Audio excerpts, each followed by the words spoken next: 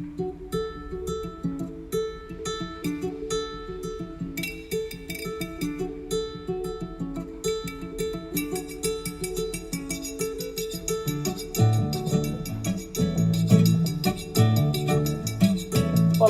todos vocês, sejam muito bem-vindos a este Conversas Keynesianas que eu, Fábio Terra, presidente da Associação Keynesiana Brasileira, a AKB, tenho a honra de hoje conversar com Daniela Prats. A professora Daniela Prats hoje está na UNCTAD, na Suíça, mas é professora do Instituto de Economia da Unicamp, é também membra fundadora da Associação Keynesiana Brasileira, já foi diretora da nossa associação e é sempre muito presente na Associação Keynesiana Brasileira. Dani, prazer conversar contigo, obrigado por aceitar esse convite. Nossa, eu que agradeço, um prazer e quero parabenizar, né, você, claro, especialmente a diretoria por essa iniciativa, que realmente eu estou assistindo, estou adorando, mesmo a gente que conhece os colegas está conhecendo outras, né, outros lados, outros detalhes e que a gente não conhecia e estou gostando muito e também aprendendo. Super legal, Dani. Aproveitando que a gente está conhecendo outros detalhes, outros lados dos nossos colegas, né? Queríamos, todos nós, conhecer um detalhe seu. Quando foi que você, pela primeira vez, teve contato com Keynes? Então, até aproveitando, né, que até como eu fiz graduação na USP, então muita gente até, acho que hoje menos gente, mas muita gente achava que eu era de São Paulo, né, porque eu fiz USP na graduação, mas eu sou mineira, sou de Belo Horizonte, e, e escolhi a USP, eu prestei para a Unicamp também na época, mas eu queria fazer a graduação na USP porque o que eu sabia naquele momento é que a USP era mais eclética, né? E eu queria ter uma visão mais eclética, ter contato com diferentes visões. E uma coisa curiosa que eu lembrei, né, quando você mandou o roteiro, é que eu, quando eu decidi fazer economia e eu era apaixonada por Marx. E aí uma história muito divertida é que eu pedi para o meu pai de presente, se eu passasse na FUVEST, toda a coleção do Capital, daquela que tinha na época, né? Uhum. Mas assim, eu tinha também, minha mãe é economista, né, fez face, então minha mãe tinha o livro do Celso Furtado, autografado por ele, que eu tenho ainda, tinha a teoria geral, então assim, eu ficava espiando, né, a estante, mas eu tinha essa realmente interesse por Marx. E o interessante foi que, ao longo da minha trajetória, eu, embora, claro, acho Marx fundamental para entender a dinâmica do capitalismo, realmente eu me apaixonei e realmente escolhi, né, realmente a trilha, a trajetória de Keynes e assim a abordagem, né, que eu queria dizer, pós-keynesiana. Mas eu acho que teve algumas influências importantes nisso.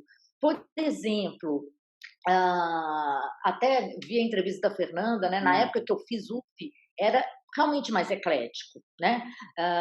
E agora eu tive alguns azares ou má sorte, que é, por exemplo, a Leda Paulani dava o curso de Teoria do Valor 1, que na época era uma disciplina obrigatória, e no ano que eu fui fazer, acho que a Leda foi fazer livre docência, alguma coisa assim, então eu não fiz o curso dela, né? Acabei fazendo assim, um curso que não foi tão legal. Eu fui monitora da Leda, eu li com a Leda o Rui Fausto, que é um livro muito difícil, e que, né, Marx na veia, né, mas eu não tive o curso da Leda. Aí o outro azar, a Silvia Poças, ela dava o curso de Macro 1, que era Keynes, e o ano que eu fui fazer, ela não deu, e eu não tive. Então, quando eu fui fazer Macro 1, eu tive o curso com Adroaldo Moreira da Silva, e que acabou dando o manual, porque antes era Macro 1 Keynes, e o Macro 2 no manual. E ele acabou dando o manual. E eu, assim, eu fiquei muito decepcionada, né? E eu, então, me juntei com alguns colegas, mas eu lembro que eu que iniciei o movimento para a gente ter um curso optativo de Keynes, de teoria keynesiana. E a gente acabou tendo, isso foi mas já foi acho que no terceiro ano, com o Marquito, né? Que na época, né? Também ele assim, ele um pouco mudou de trajetória, eu acho, depois, mas que ele tem um livro, não sei se foi a tese dele, e aí eu tive Keynes, né, na graduação com Marquito, e já assim, quando eu comecei a ler, eu já me encantei, e paralelamente, né, o que influenciou muito minha trajetória foi que eu comecei a fazer estágio, na época, no Instituto de Economia do Setor Público, o IESP, que era da Fundação de Desenvolvimento Administrativo, a Fundap, que foi extinta pelo governo Alckmin, né? E o IESP, ele tinha, a maioria dos economistas do IESP eram da Unicamp, né? Então, eu tive contato e comecei a ler, né, os artigos, livros dos economistas da Unicamp, né, durante ainda a minha graduação, né, porque eu fui fazer depois mestrado e doutorado na Unicamp. Então, eu comecei a ter contato, e na Unicamp, a gente, né, dos pilares, né, do pensamento, que alguns chamam de Escola de Campinas, é Keynes, mas também Marx e Schumpeter. Né? Então, assim, há uma leitura de Keynes, né? Kalec também, claro. Né? Aí, assim, o Beluso tem um papel muito importante nisso, o Mário Poças, né? E outros. Então, assim, eu comecei a ter contato também com a visão né, de Keynes pelo olhar da Unicamp ainda na graduação.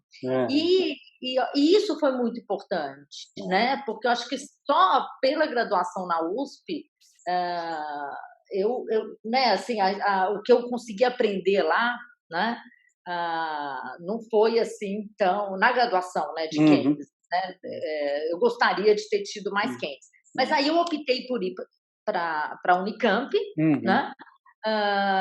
E realmente, assim, quando eu né, assim, ao meu ver, que realmente eu mergulhei na abordagem pós-keynesiana e realmente, assim, decidi, né, escolhi que não é por essa linha que eu quero ir, foi no mestrado, né? Então, foi no mestrado, embora, né, na graduação esse contato foi importante também ao lado do estágio para escolher a Unicamp, né?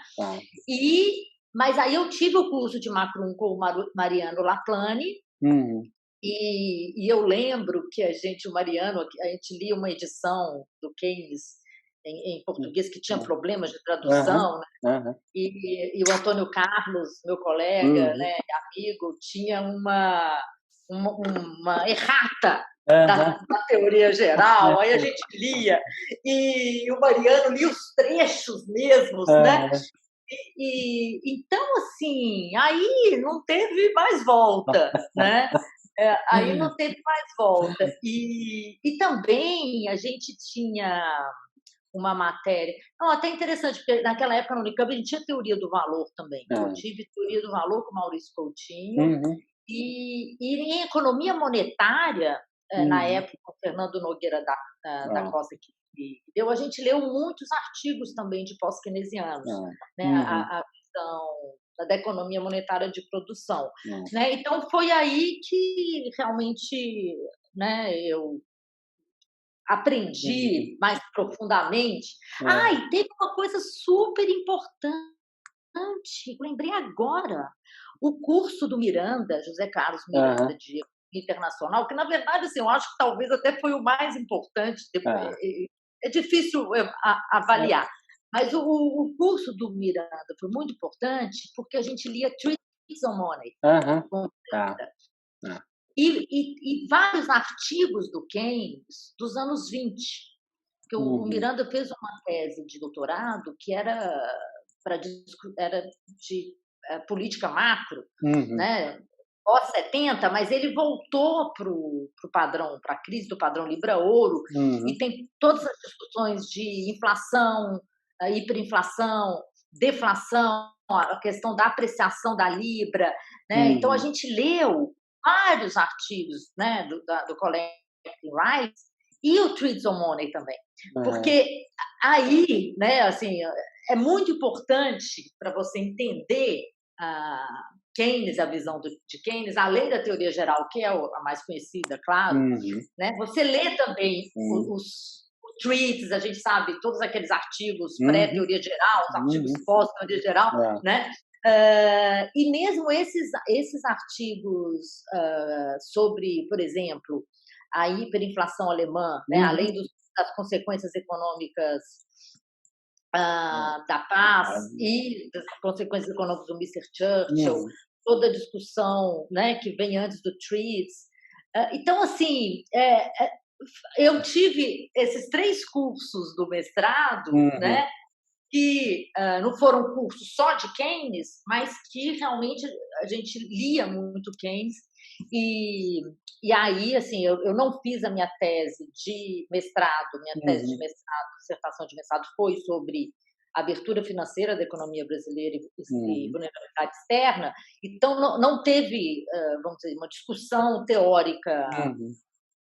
keynesiana, mas foi ter, na minha tese de doutorado, né, que eu, então, que foi sobre crises financeiras nos anos 90, uma interpretação heterodoxa, Uhum. que aí eu fiz, vamos dizer assim, uma junção entre a visão do Keynes, né, Uhum. sobre o sistema monetário internacional e a visão do Prebisch, a visão Uhum. É. estruturalista da dimensão centro-periferia, né? Legal, Ah, legal. então,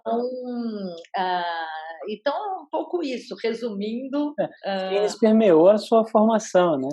E assim, o que lá em Keynes, tá, você via como sendo aquilo aquele apio para fazer com que você entendesse a teoria pós-keynesiana como aquela que melhor, explica a realidade? Uhum. Então, assim, várias questões, né? Eu acho que assim, duas fundamentais que estão totalmente relacionadas. E a gente vê como são importantes para a gente entender o que está acontecendo hoje, né? Quando a gente, embora a teoria geral seja uma economia fechada, né, sem governo, mas a gente tem, né, no Treatise o Uhum. Keynes, né, É. discutiu uma economia aberta com fluxo de capitais, né? Era câmbio fixo, mas você Uhum. tinha uma discussão de instabilidade, né? A ideia fundamental que a economia capitalista é uma economia monetária de produção, né? Uhum. Então, os agentes capitalistas, os agentes na economia capitalista, que há uma assimetria entre Uhum. os detentores, né, os proprietários da riqueza e os não proprietários da riqueza, né? O objetivo é a acumulação, né? Mais acumulação na forma monetária. Uhum. E com isso, né, você tem a outra dimensão que está associada, que para mim é fundamental na visão keynesiana, é que essas decisões, né, de acumulação, né, não de os bens materiais, mas Uhum. de acumulação de riqueza em forma monetária, são tomadas em condições de incerteza. Uhum. Tá? Então, isso vai trazer para a moeda, né? A moeda vai ter um papel fundamental porque ela é, né, o refúgio nos momentos, né, de incerteza. Certeza.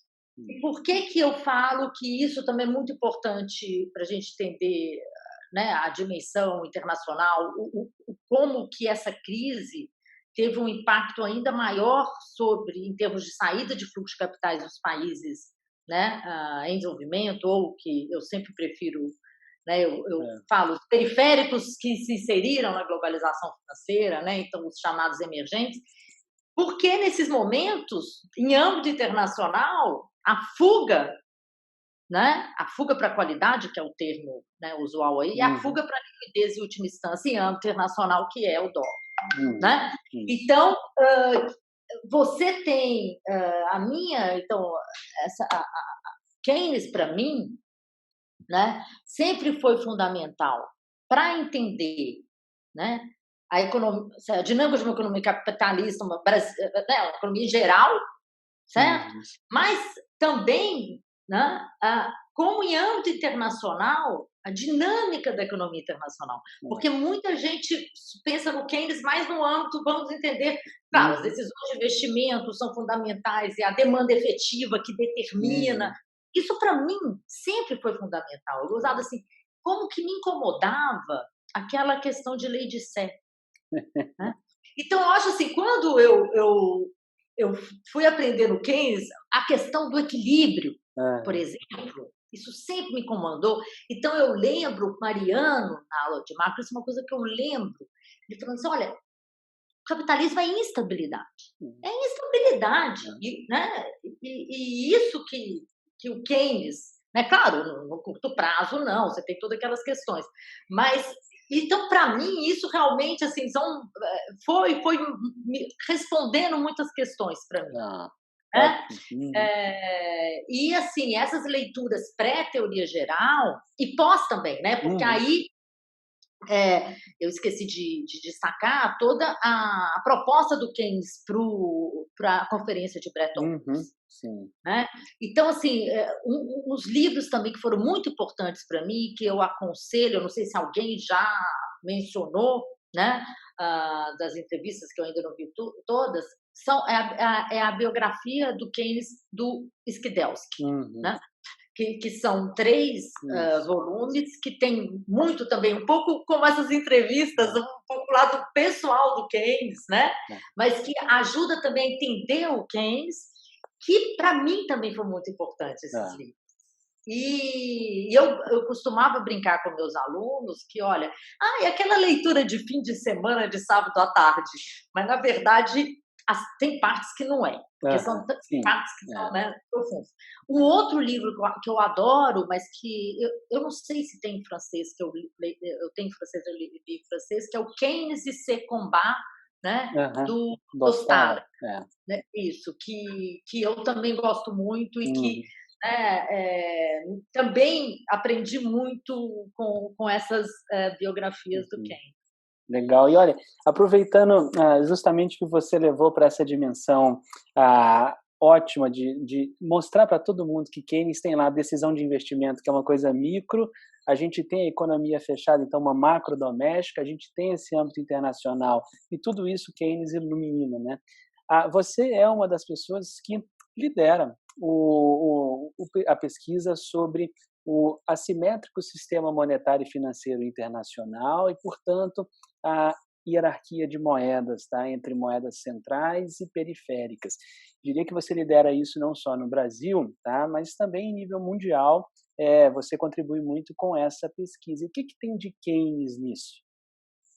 Legal. Não, então, é interessante porque essa discussão da hierarquia de moedas, né, eu tive o primeiro contato com ela no mestrado, né, porque quem no Brasil iniciou essa discussão foi o Beluso. Foi o Beluso, e tem o Beluso com o Júlio, né, Sérgio Gomes de Almeida, muita gente conhece como Julinho, tem um livro, Depois da Queda, que eles têm capítulos discutindo, né, o entre guerras e como que o Keynes chamava atenção naquele momento para a capacidade desigual de ajustamento das economias, dependendo, né, do seu poder financeiro, que inclui a capacidade de emitir uma moeda aceita internacionalmente. Né? Então, ele tem... então, foi com o Beluso que eu tive esse primeiro contato. Depois, né, o Ricardo Carneiro, que foi meu orientador de mestrado e doutorado também tem importantes contribuições, né, nessa direção da hierarquia. E que eu vou falar mais um pouco, mas eu quero acrescentar, que eu acho que também é uma coisa que muita gente não sabe. Quando eu vim fazer, eu estou falando que eu estou perto da França, né, que eu fiquei um ano no meu doutorado, doutorado sanduíche, em Paris 13, com o professor Dominique Plion, e eu tive um curso, naquela época, o doutorado sanduíche é optativo, né, você fazer cursos. Então, eu tive um curso com o Robert Gutmann, né, eu também assisti, né, o curso do Michel Agliettat, que estava em Nanterre naquela época, e um curso do Plion também. E no curso do Gutmann, eu lembro de ler um artigo dele fundamental que, né, eu usei na minha tese de doutorado. Quer dizer, olha, o que é fundamental quando a gente pensa numa moeda internacional, né? Porque a ideia original vem do Keynes, então, assim, tanto o Beluso, e aí o Ricardo, e depois, na minha tese de doutorado, que eu, né, desenvolvi também a ideia da hierarquia de moedas, e eu vou explicar esse link com o Prebisch, né? Quanto o Gutmann, o Agliettat também, ele tem uma visão de hierarquia de moedas. Né? Então, assim, esse meu contato com os franceses também foi importante. Embora eles não tenham a dimensão da estruturalista. Mas o Gutmann, nesse artigo, ele coloca uma coisa muito importante, que é, olha, o que é fundamental? Não é só a gente pensar no sistema monetário internacional, mas só a gente pensar, olha, qual é o regime de câmbio, qual é o grau de mobilidade de capitais, que é, em geral, como é apresentado pelo mainstream, né? Então, a visão do Eisenstein. Então tem o regime de câmbio, tem o grau de mobilidade, isso vai te dar um maior ou menor grau de autonomia de política macro. Mas a gente tem que pensar que esse sistema, né? Que é a hierarquia? É que nem todas as moedas são aceitas em âmbito internacional. E, na verdade, mais importante que isso, não existe uma moeda internacional. Né? Então, assim, o que eu lembro muito bem do parágrafo do Gutmann, olha, não existe uma moeda internacional e você tem que pensar qual é a forma da moeda internacional. Então, não é somente que uma moeda nacional vai desempenhar a função da moeda internacional. E isso cria automaticamente uma simetria. É que, se a gente pega os sucessivos sistemas monetários internacionais, a gente teve uma divisa-chave conversível e a gente teve uma divisa-chave que a gente tem hoje fiduciária. Né? Então, se você for ver, muitos alunos vão ter contato na graduação só com livros convencionais, essa discussão da forma, né, ela em geral não aparece. Mas, de onde... por que o Keynes, que é o ponto de partida? Porque o Keynes, que vai destacar isso, né, primeiro, nem nos escritos para Bretton Woods. Né? No livro do Keynes, que é sobre o sistema monetário indiano, India Currency and Finance, 1916, ele já apresenta, porque ele estava vivendo num padrão Libra-Ouro. Como o Skidelsky fala, o Keynes sempre, no fundo, ele vai defender os interesses ingleses, né? Mas ele entendia muito bem do que se tratava. O imperialismo, a posição da Inglaterra e da Libra. E quando... Então, tem esse momento, tem todos esses artigos, essas discussões dos anos 20, e no Treats on Money, no segundo volume, ele apresenta já o que vai depois ser desenvolvido, virar a proposta do Banco. Então, já está no Treats on Money. Certo?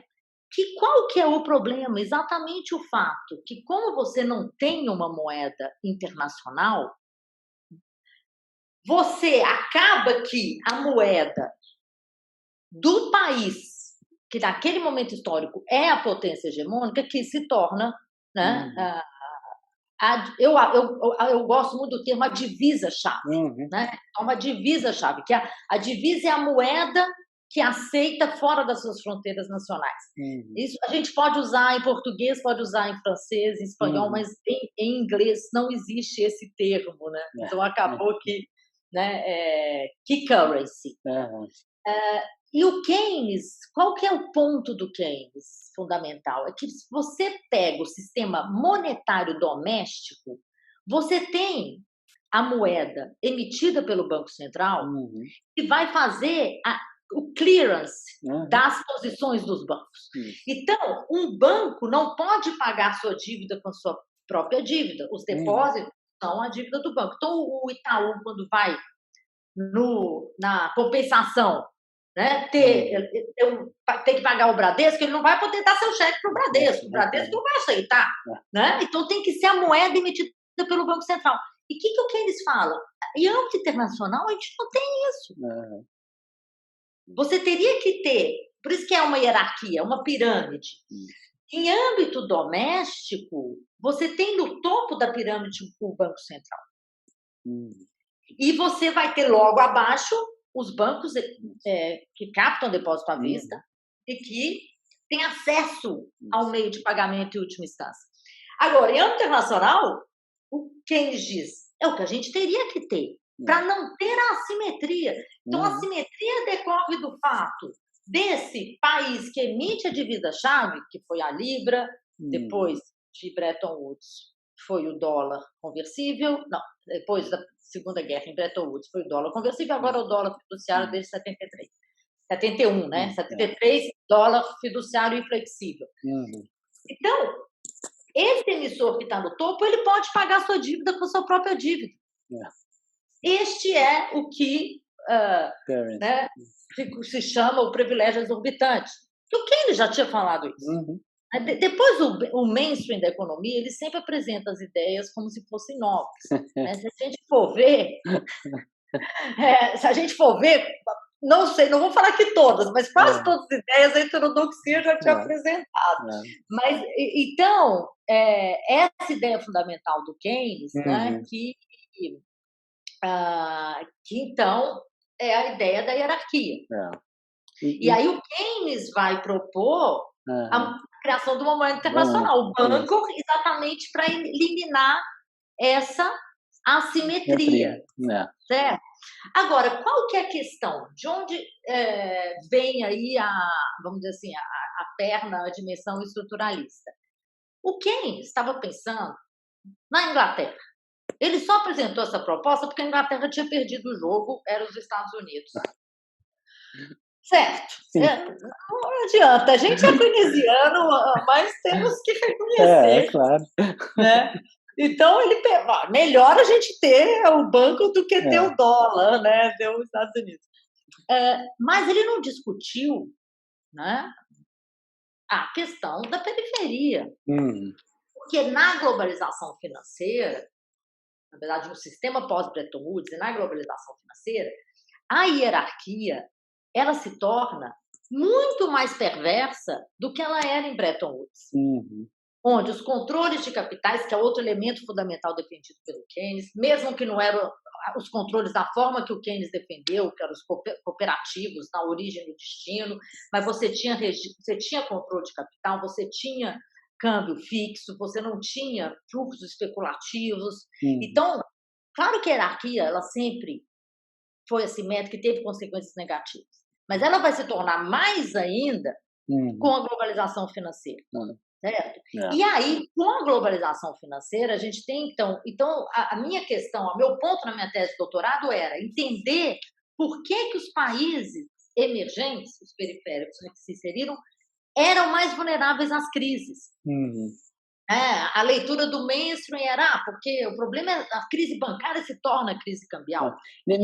Deixa eu aproveitar esse ponto para puxar uma outra pergunta, que é justamente sobre isso. Tá? O Brasil, que é um país periférico, tá, na hierarquia do sistema monetário e financeiro internacional. Quais são os malefícios, quais são as desvantagens que nós temos para ocuparmos esse local? Era o que você estava entrando agora. E aí, deixa eu emendar uma outra coisa. Existe algum benefício disso? Nossa, aí é... Não, então, aí, exatamente, concluindo, o que então eu fiz na minha tese?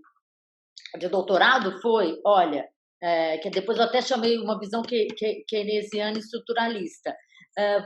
Não existe somente assimetria entre o emissor da divisa-chave e os outros, mas existe, na verdade, moedas que a gente chamava, eu chamei também na minha tese, conversíveis, né, que é o termo que o Beluso usa, o Ricardo, que é conversíveis de fato, conversível no sentido de se aceita em âmbito internacional, que depois o Bruno De Conte, me orientando, chamou de moedas centrais, que eu acho que é melhor, porque essa coisa de moeda conversível dá confusão, porque o conceito o mais usual é o conversível de direito, né? Você não ter restrições para troca de comprar, vender dólar.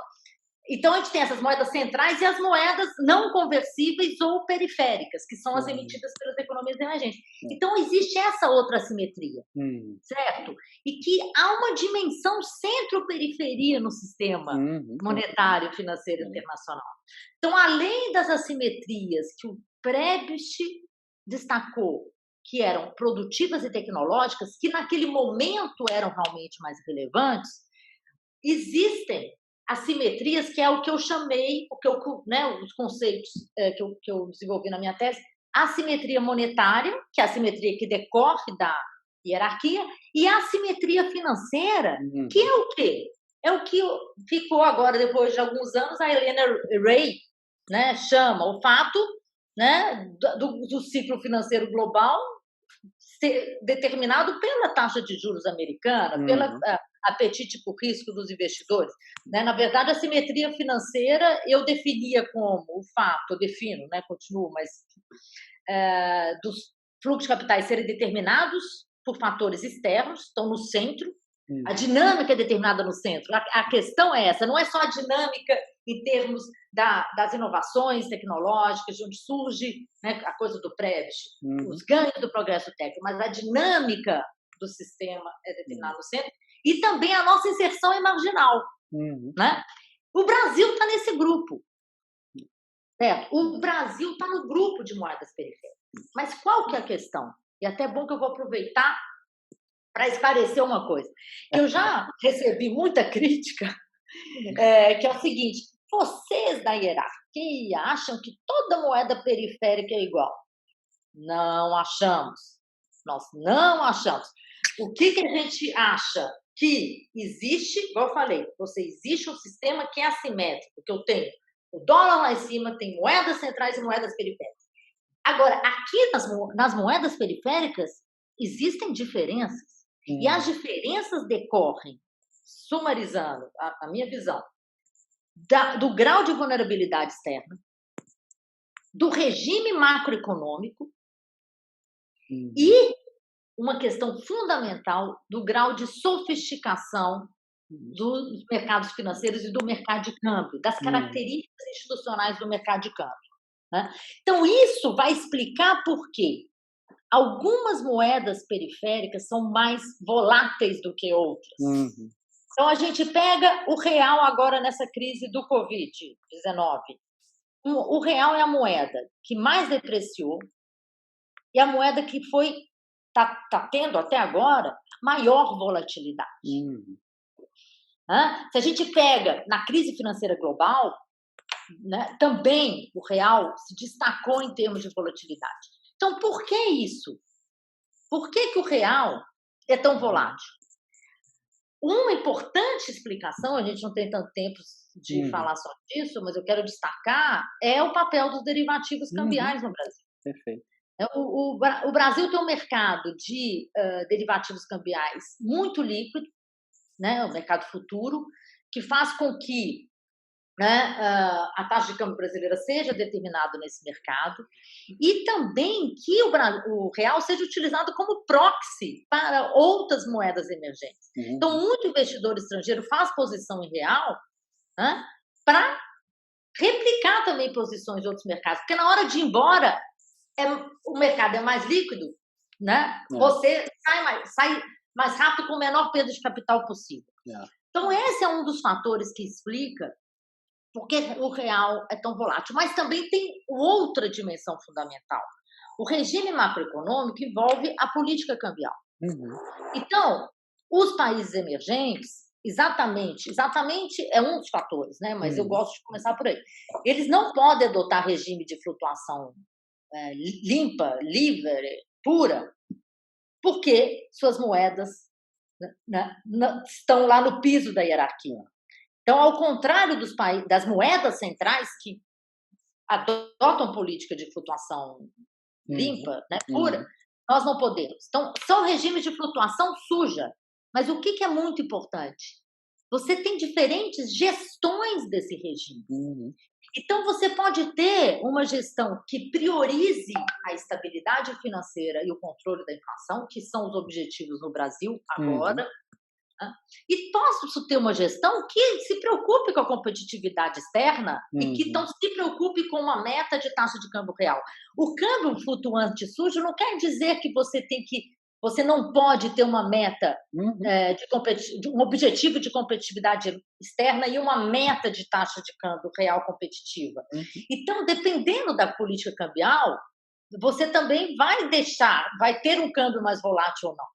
Certo? De fato. Então, assim, o Brasil hoje, a gente pode. Eu sei que eu vi sua listinha de perguntas, então eu sei que você vai me perguntar sobre a minha vinda para cá. Então, assim, eu realmente não estou acompanhando de perto a política cambial brasileira, né? Porque aqui na UNCTAD, agora a maior preocupação e da área que eu estou, que é Debt and Development Finance, são os países mais fortes. Né? Então, assim, é mais os middle income e low income, né? Developing countries, são os países em desenvolvimento de renda baixa ou média, e o Brasil, né, é um high income developing countries, por incrível que pareça. Espero que não caia para middle, né? Mas talvez assim, essa high income talvez seja uma renda baixa mesmo que high, né? Porque é o high income no grupo do desenvolvimento. Então, o que acontece? Eu não estou acompanhando tão de perto a gestão da política cambial, né? Mas do que eu sei, né, a gente pode dizer, você poderia estar usando mais swaps para ter a volatilidade. Agora, para o Banco Central hoje, né, ao meu ver, o que acontece? O câmbio depreciar é favorável, porque nós está tendo deflação no Brasil. Então, as condições hoje são muito diferentes das condições, por exemplo, até no momento da crise financeira global, né, quando você tinha uma inflação mais alta. Né? O problema, um problema muito grave em geral, não agora, para os países emergentes, é exatamente o pass-through, né? Como que a variação cambial se transmite para a inflação. Né? Essa transmissão é muito mais intensa do que nos países centrais. E a abordagem da hierarquia também contribui para explicar isso. Né? Dani, eu vou aproveitar, porque a produção me informa que a gente já tem 35 minutos de conversa. Conversa boa vai assim. Então, eu vou aproveitar para caminhar, juro. Eu vou aproveitar para caminhar para questões que você trouxe a UNCTAD. Então, eu vou trazer a UNCTAD para questões pessoais novamente. Né? Eu diria o seguinte, você está, desde o começo do ano, vivendo na Suíça, e eu quero saber, em termos pessoais, vamos sair da economia agora um pouco, se você já está ouvindo música suíça, e se não tiver, tá, o que você tem ouvido nesses tempos de pandemia? Como foi a pandemia? Como foi passar pela pandemia? Ai, legal. Então, olha só, eu vim para cá dia 12 comecei a trabalhar dia 13 de janeiro, né? No inverno. E então, nessa área que eu estou trabalhando, né, na Globalization Development Strategies Division, né, que faz aquele flagship report, o Trade and Development Report, que muita gente conhece no Brasil, mas é uma branch dentro dessa divisão que é a Debt and Development Finance. Então, eu cheguei, a gente faz um relatório para o secretário-geral da UNCTAD apresentar na Assembleia Geral da ONU sobre esse tema, né, de sustentabilidade, debt sustainability, né? External debt sustainability, toda a discussão de endividamento externo dos países em desenvolvimento. Eu já cheguei me envolvendo nisso e veio a crise do Covid. Não. Então, aí você pode pensar duas coisas. Você estava no melhor lugar ou você estava no pior, no sentido, né? Nossa, muito trabalho, né?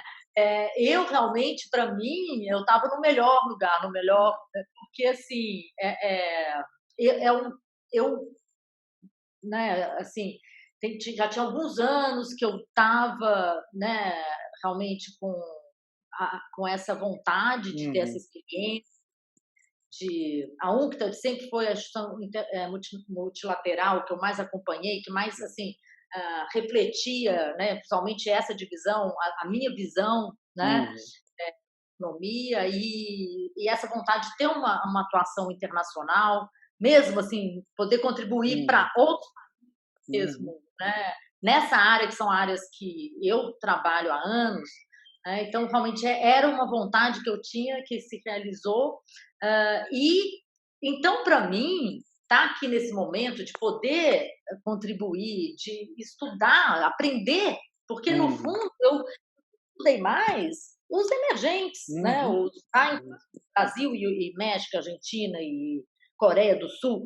Então, realmente, aí a gente vê como a gente é ignorante, né? Assim, quem se concentra nesses países, você tem um conjunto de países africanos, mesmo caribenhos, América Latina, mesmo Ásia, né, que tem problemas de vulnerabilidade externa que a gente tinha lá nos anos 70 e 80, ou que a gente nunca teve, de tão baixo nível de renda. E como que esses países são hoje os que estão mais vulneráveis. Então, a partir de fevereiro, a gente começou a ter que se debruçar sobre isso. Que países foram mais atingidos pelo canal financeiro, pelo canal, né, do endividamento externo, mesmo dos investimentos de portfólio nos mercados domésticos. Então, realmente, a gente tem sido muito demandado, mas está sendo uma oportunidade, né, ótima, estou gostando muito. Eu realmente adoro aprender, né? Muita gente não gosta de divulgar a idade, mas eu não tenho problema com isso. Então, dia 7 de agosto, agora eu vou falar. 7 de agosto, eu faço aniversário e Caetano Veloso também. Aí já vou encaixar na sua outra resposta. Aí eu descobri que 7 de agosto é dia de São Caetano. Por isso Caetano chama Caetano. Então, vou fazer 50 anos. Então, assim, tô curtindo esses 50 anos, mas falando isso porque eu gosto muito de aprender. Sempre gostei. Então, aqui agora eu estou aprendendo muito também. Por exemplo, eu estava lendo agora, antes, Official Development Assistance, né? O que são esses grupos, a ajuda, né, oficial, são recursos que os países desenvolvidos dão para o desenvolvimento. Quais são as oportunidades? Quais são os percentuais? Eles não cumprem nem o percentual que falam que vão cumprir. Então, assim, são várias coisas que eu estou aprendendo. Mas aí, a outra questão é o Covid aqui. A partir de 14 de março, começou a quarentena.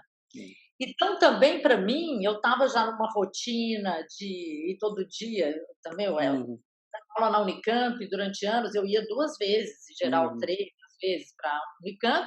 Os outros dias trabalhava em casa. Então, eu não tinha 10 anos eu tive essa rotina antes da Unicamp, que eu trabalhei na Fundap, de todo dia acordar, ir trabalhar e voltar, né?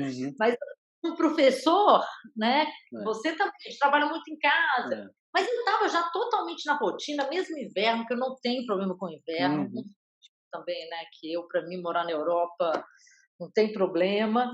E eu já estava nesse ritmo, veio o Covid. Então, aí agora a gente está voltando agora a trabalhar no Palais des Nations. A gente já saiu do confinamento aqui. Na Suíça, como é um país muito rico, o problema de falta de leitos não aconteceu. Né? Eles não foram tão radicais como França, Itália, ou seja, assim, não teve essa coisa de sair, ter multa se você na França você tinha que levar um papelzinho, né, justificando. Mas, assim, tudo fechou, praticamente. Também fiquei em casa com meu filho, que está aqui, ouvindo muita música brasileira. Olha, porque realmente, assim, música suíça eu não conheço ainda. Eu, eu gosto de música francesa. Tem várias, eu ouço um pouco também, e eu gosto muito de música erudita. Então, assim, o que eu ainda vou poder fazer, mas aqui em Geneve a gente tem a ópera, tem um concerto. Então, assim, eu estava com já expectativas já tinha comprado, inclusive, bilhete para ouvir a Paixão de São Mateus de Bach na Páscoa, e não pude por causa de Covid. Então, eu ouço muito música erudita, música clássica, né, como muita gente conhece mais, para trabalhar. Eu gosto de trabalhar, em geral, com uma sonata de Beethoven, Mozart, né?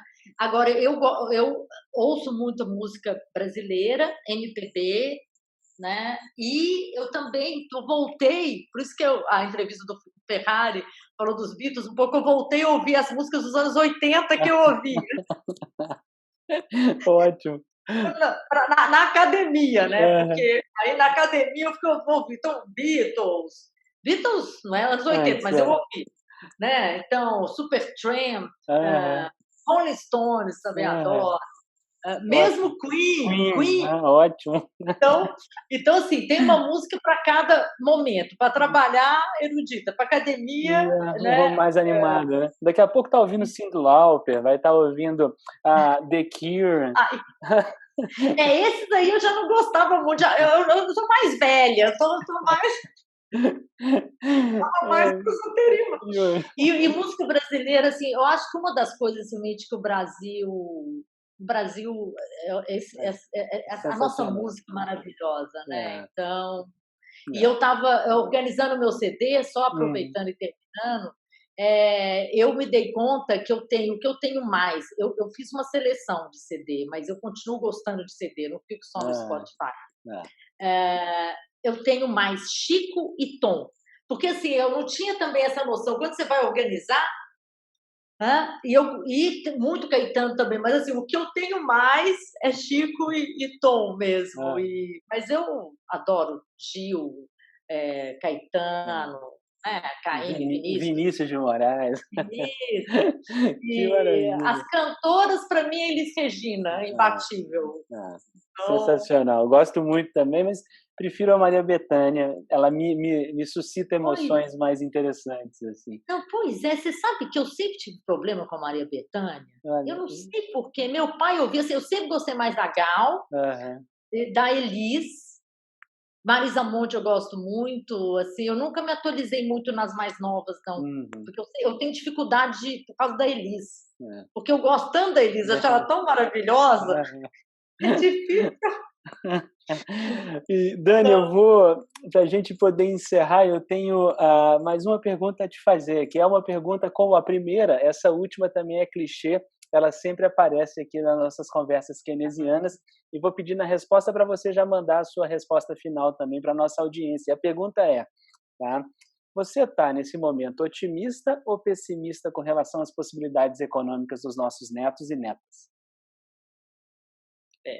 Essa pergunta é complicada. Então, netos e netas e filhos, né? Porque meu filho fez 18 anos esse ano, e então também tem uma vida ainda aí pela frente, né? Olha, eu estou bem, assim, essa coisa do Covid trouxe duas visões, assim, estão sendo muito debatidas, né? A visão de que essa crise vai trazer mudanças, que é o que a gente esperava com a crise financeira global, né?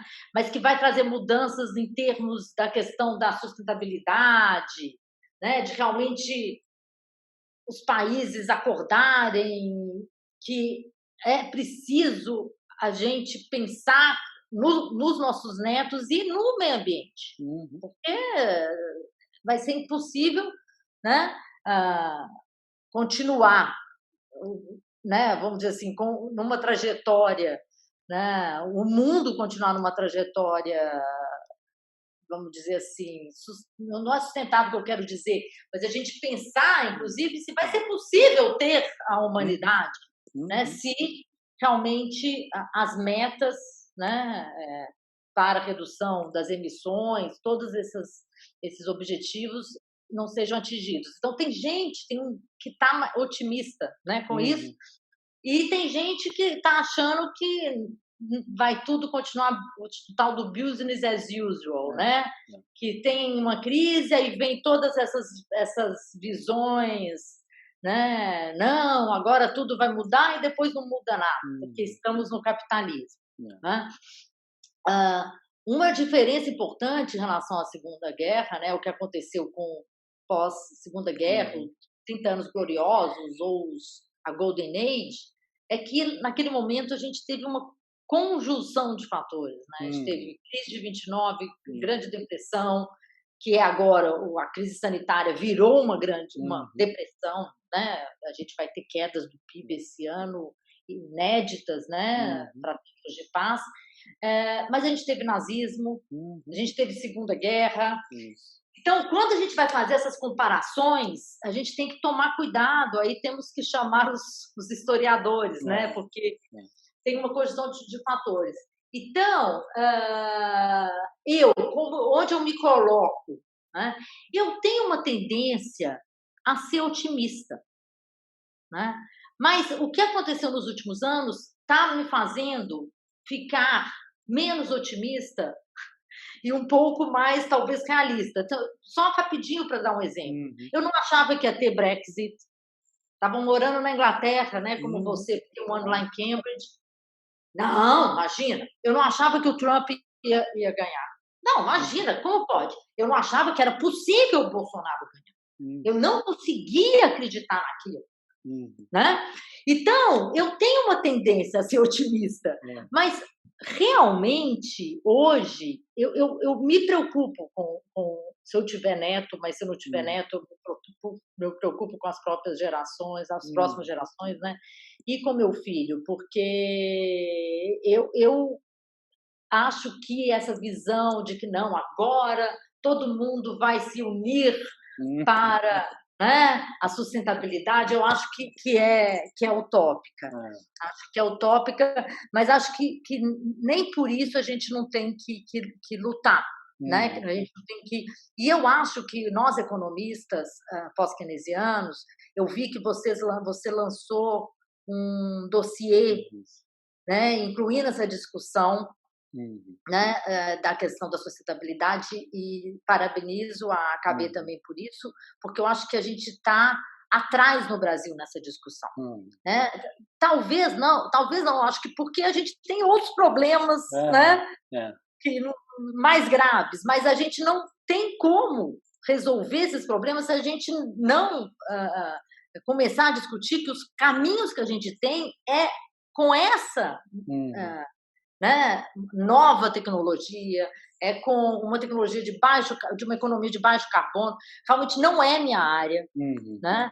Não é minha área, mas eu já tenho algum tempo que eu tenho chamado a atenção para isso, né? Que nós temos que abraçar essa causa também, para ver se as perspectivas para os nossos netos, futuras gerações, seja melhor, né? Elas serão. Vamos trabalhar por isso, né? Dani, muito obrigado por este Conversas Keynesianas. Foi ótimo. Tá? Pode ter certeza que quando o tempo voa assim é porque a conversa é boa. Se fosse uma conversa chata, a gente ia ficar vendo o tempo passar e falando, nossa, mas não passa. Maravilhosa a conversa. Para mim passou muito rápido, adorei. Muito bom mesmo. Muito obrigado. Tá? Espero que esteja tudo bem com você aí, que você esteja gostando da experiência na Suíça, na UNCTAD. Tá? É para a gente um motivo de orgulho. Tá? E tenho certeza que para todos aqueles que nos viram aqui também, que nos ouviram, né? Isso vai ficar na eternidade do YouTube. Essa conversa foi maravilhosa. Muito obrigado. Convido a todos vocês, tá, a conhecerem o trabalho da Dani. Eu tenho certeza que vocês já conhecem, e conhecerem também a Associação Keynesiana Brasileira, a AKB, a gloriosa AKB. Entrem no site www.associação keynesiana brasileira, vocês já sabem como não tem acento, associacão keynesiana brasileira.org, tá? E como a Dani terminou a fala dizendo da necessidade de a gente pensar o futuro em termos ambientais e acabar com a nossa forma predatória de viver. As saudações que eu deixo hoje são as saudações sustentáveis. E elas são, com certeza, saudações keynesianas. Um abraço a todos. Dani, um tchau final para a nossa audiência. Tchau para todos aí no Brasil. Espero que a pandemia, né, seja controlada e fiquem bem todos aí. Eu também não sei quando eu vou poder ir por causa disso, mas também saudades e um abraço para todos. É isso, um abraço para todos, para todas e para todos. Saudações keynesianas sustentáveis.